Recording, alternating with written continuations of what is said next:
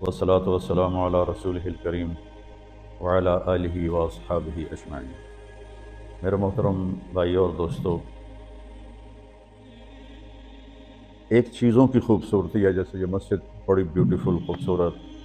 ابھی ہم گاڑی میں آئے، جس ساتھی کی تھی بینٹلے گاڑی، بڑی خوبصورت گھڑیاں، گاڑیاں، سڑکیں۔ لیکن ایک خوبصورتی لائف کی ہوتی ہے کہ لائف بیوٹیفل ہو، لائف اندر ہوتی ہے، وہ بینٹلے میں نہیں ہوتی، رولز رائس میں نہیں ہوتی، وہ بڑے گھروں میں نہیں ہوتی، بڑے کاروباروں میں نہیں ہوتی۔ زندگی اندر چلتی ہے۔ جب وہ نکلتے ہیں تو ہم ڈیڈ باڈی ہو جاتے ہیں۔ کوئی نہیں کہتا مولانا طارق جمیل، کہیں گے ڈیڈ باڈی، یا ہمارے ہاں کہیں گے میت۔ زندگی کیسے خوبصورت ہو؟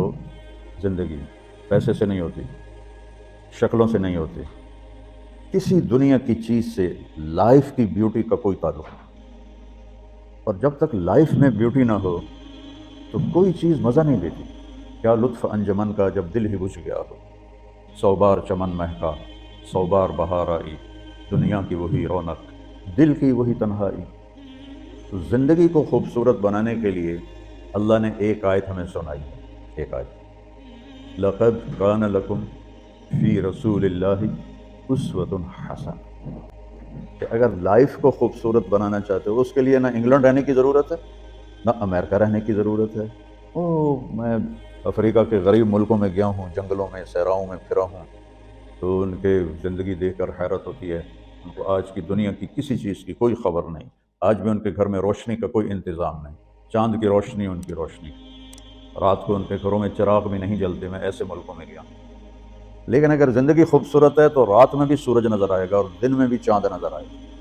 اگر زندگی اداس ہے، زندگی ویران ہے، زندگی میں بیوٹی نہیں ہے، تو آپ کو انگلینڈ بھی سب صحرا نظر آئے گا، آپ کو خوبصورت اسکاٹ لینڈ کی وادیاں دیکھ کر بھی مزہ نہیں آئے گا، کیونکہ یہاں کچھ گڑبڑ ہے۔ تو میرے رب نے کہا، لقد، یقیناً، ڈیفینیٹلی، نو ڈاؤٹ، کان لکم، تمہارے لیے فیصلہ ہو چکا ہے، ہوگا نہیں، کان لکم، تمہارے لیے فیصلہ ہو چکا ہے۔ اگر اپنی زندگی کو بیوٹیفل، خوبصورت، پیسفل بنانا چاہتے ہو تو میرے نبی کی زندگی تمہارے لیے خوبصورت ماڈل ہے۔ اچھا، اسوۃ حسنہ، اسوہ کہتے ہیں ماڈل کو، اور حسنہ کہتے ہیں خوبصورت کو۔ یہاں اسوۃ کاملہ نہیں کہا کہ پرفیکٹ نمونہ ہے، کامل نمونہ ہے، مضبوط نمونہ ہے، کتنے الفاظ تھے۔ حسنہ کیوں لائے؟ کہ انسان بیوٹی کو پسند کرتا ہے۔ یہ آپ نے سب کچھ کیوں بنایا؟ سیدھی سادی بھی ٹھیک ہے، یہ کیوں بنایا؟ یہ ایسی خوبصورت گاڑیاں کیوں بنائیں؟ اتنے مہنگے جوتے۔ وہ ہم جب کالج پڑھتے تھے تو گئے این ایم اسٹور پر، تو وہاں اس وقت یہ سچ، تو میرے اللہ کو پتہ ہے کہ میرے بندوں کو خوبصورتی پسند ہے۔ آپ چھوٹے بچے کو اسمائل دو تو وہ آپ کو ہنس کے دیکھے گا، اس کو ایسے دیکھو وہ رونے لگے گا، حالانکہ اسے پتہ نہیں ہے، لیکن جب چہرے پہ بدصورتی آئی تو اس نے بھی فیل کیا اور رونے لگ گیا۔ جب آپ نے اسمائل دی تو وہ آپ کو دیکھ کے ہنسنے لگا، اس کا کچھ پتہ نہیں ہے کیا ہو رہا ہے۔ اتنی چھوٹی عمر سے بچہ سے لے کر بڑا بیوٹی کانشیس ہوتا ہے، اور خوبصورت چیز کے لیے دل کھنچتا ہے۔ آپ کو تو 14ویں کا چاند نظر نہیں آتا، تو ہمارے ہاں تو 14ویں کا چاند نکلا ہوتا ہے تو میں چارپائی ڈلوا کے اور گھنٹوں اس کو دیکھتا رہتا، مجھے اس کا مزہ آتا رہتا۔ تو اللہ تعالیٰ فرما رہا ہے، اگر زندگی کو خوبصورت بنانا ہے تو صرف میرے نبی کی زندگی ہے، اسوہ، ماڈل۔ حسنہ کسے کہتے ہیں؟ حسنہ کا عام مطلب حسین، حسن، خوبصورتی ہے، لیکن حسنہ چہرے پر تل جو ہوتا ہے، جو چہرے کو خوبصورت بنا دیتا ہے۔ آپ نے دیکھا کبھی جن کے چہروں پہ کوئی ایک تل ہو تو وہ چہرہ بڑا بیوٹیفل نظر آتا ہے، پرکشش نظر آتا ہے۔ تو حسنہ چہرے کے اس ڈاٹ کو، کالے ڈاٹ کو کہتے ہیں جس سے چہرے کی بیوٹی بڑھ جاتی ہے۔ تو میرا اللہ کہہ رہا ہے، اگر تم نے اپنے چہرے پہ تل سجانا ہے، ڈاٹ جس سے آپ حسین لگتے ہیں، تو میرے نبی کی زندگی اپنا لو۔ اس سے خوبصورت لائف آپ کو کہیں نہیں ملے گی۔ وہ خوبصورتی اگر مجھے مل گئی، آپ کو مل گئی، تو آپ کی دنیا بھی بن گئی، آخرت بھی بن گئی۔ پوری زندگی پر آنے کے لیے میں صرف 2 حدیثیں آپ کو سناتا ہوں، صرف 2 حدیثیں میں کر لوں، آپ کر لیں، آپ کی پوری لائف 180 پہ چلی جائے، اور آپ کے اندر خوشیوں کی لہریں دوڑیں، مزہ لیں، بھوک میں بھی مزہ لیں۔ ہماری پاکستان کی سزوکی جس کا کوئی ٹائر بھی ٹھیک نہیں ہوتا، اسٹیئرنگ بھی ٹھیک نہیں ہوتا، اس میں بھی بیٹھو گے تو مزہ لو۔ صرف 2 حدیثیں میں آپ کو سناتا ہوں۔ میرے نبی نے فرمایا معاذ الا انبئک بملاک ھذا کلہ، اب پہلی حدیث سنا رہا ہوں۔ معاذ تمہیں اپنے دین کی سمری بتاؤں؟ 30 پارے قرآن، 10 لاکھ حدیثیں، اور بتانے والا طارق جمیل نہیں، اللہ کا نبی ہے، کہ تمہیں سمرائز کر کے دوں اپنی شریعت؟ ان کا جی ماں ہوا، وہ کیا ہے؟ تو آپ نے زبان باہر نکالی،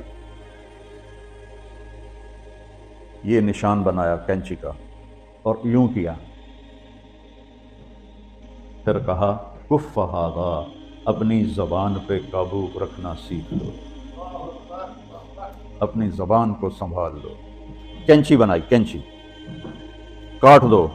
اچھا، یہ جو ایکشن کر کے بتانا ہوتا ہے یہ چھوٹے بچے کے لیے ہوتا ہے۔ ہم چھوٹے بچے کو جب کوئی چیز سمجھاتے ہیں تو ایکشن کر کے سمجھاتے ہیں۔ یہ کون ہے؟ معاذ بن جبل۔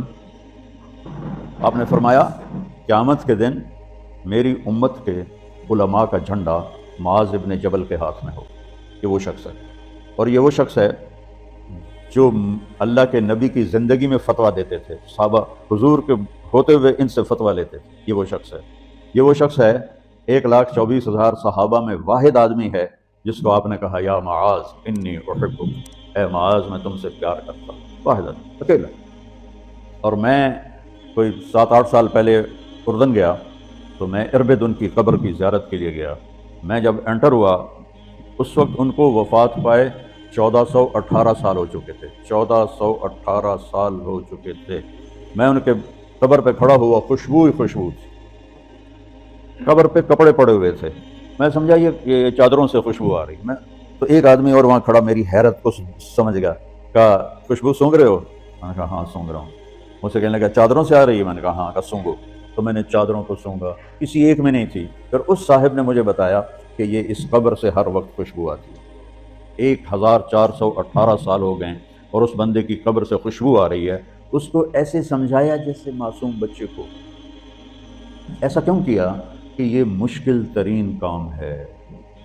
آپ کے یہ موٹر ویز پر کتنے بڑے بڑے ٹرالے چل رہے ہوتے ہیں، ان کو بریک لگانا آسان ہے۔ کتنے بڑے بڑے کروز میں نے کئی دفعہ سفر کیے تو ان کو بریک لگانا آسان ہے، اور 380 کو بریک لگانا آسان ہے، اس کا وقت کو بریک لگانا بڑا مشکل۔ اللہ نے اس پر 32 تالے لگائے، 32 دانت، اس کے اندر رکھ، اس کو اندر، اوپر مین گیٹ لگایا، اسے بند کر کے رکھ، اور فرمایا من کان یؤمن باللہ والیوم الآخر فلیقل خیرا او لیسکت، جو آخرت پر اور اللہ پر ایمان رکھتا ہے وہ اچھی بات کرے،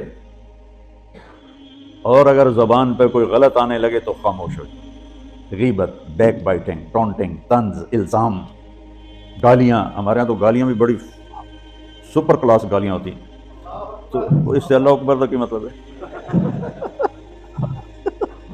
ہمارے ہاں تو گالیاں بھی ایسی نکالتے ہیں کہ شیطان بھی کانپ اٹھتا ہے۔ تو اس کو روک لو۔ یہ ایک حدیث آپ کے لیے پورے، اور آپ نے کیا کہا؟ یہ میرا پورا دین کی خلاصہ ہے، سمری ہے پورے دین کی، زبان کی حفاظت۔ آپ نے ابو ذر سے کہا ابو ذر تمہیں 2 باتیں بتاتا ہوں، قیامت کے دن پوری قیامت کے انسان ایسا عمل ان کے پاس نہیں ہوگا جو میں تمہیں 2 باتیں بتانے لگا، اور ان کا اتنا بڑا وزن ہے کہ کسی بڑے سے بڑی نیکی کا وزن بھی اس کے برابر نہیں ہوگا۔ تو ابو ذر نے پوچھا جی کیا ہے؟ فرمایا ایک اچھے اخلاق اور ایک زبان کی حفاظت۔ ابو ذر مہینہ مہینہ کسی سے بات نہیں کرتے تھے، پورا مہینہ گزر جاتا تھا کسی سے بات نہیں کرتے تھے کہ زبان سے کوئی غلط بول نہ نکلے۔ یہاں گھروں میں لڑائیاں کیوں ہیں؟ زبان کا بول ہے۔ یہاں بچوں کی طلاقیں کیوں ہو رہی ہیں؟ زبان کا غلط بول ہے۔ ماں باپ کیوں ہرٹ ہو رہے ہیں؟ اولاد کی بدتمیزی اور زبان کا بول ہے۔ زبان کا بول سینہ کاٹ کے رکھ دیتا ہے۔ ہمارے پاکستان میں نا بسوں کے پیچھے عجیب عجیب جملے لکھے ہوتے ہیں۔ تو چکور ایک پرندہ ہے، میں نے زامبیا میں دیکھا، جنگل میں مجھے انہوں نے دکھایا، بڑی خوبصورت چال چلتا ہے ایسے بڑا مست ہو کے۔ تو جب کوئی نئی بس ہوتی ہے تو اس کے پیچھے لکھا ہوتا ہے ویک ٹور چکوری دی، تو چکوری کی چال دیکھو، بس کو چکوری بنا دیا اور چکوری جا رہی۔